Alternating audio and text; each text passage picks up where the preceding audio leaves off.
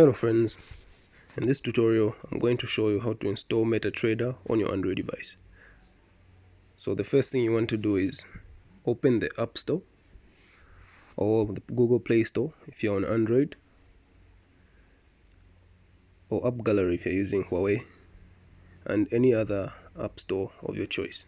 So I'll assume we are all using Play Store, so simply go to Play Store, then here just search for Metatrader.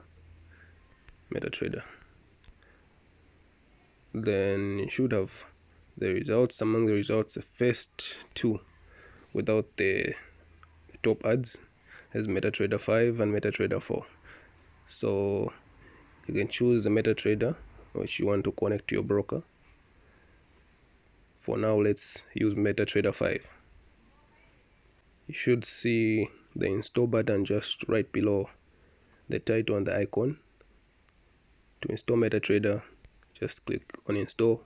Then we have to wait for the installation to complete. So with this Metatrader, you're able to connect a number of brokers. I use Metatrader for trading on Deriv. Unlike using the Deriv platform, you can just stick to Metatrader. It's quite cool. All the functionality that you require can be found in here. So on this screen, you accept the terms,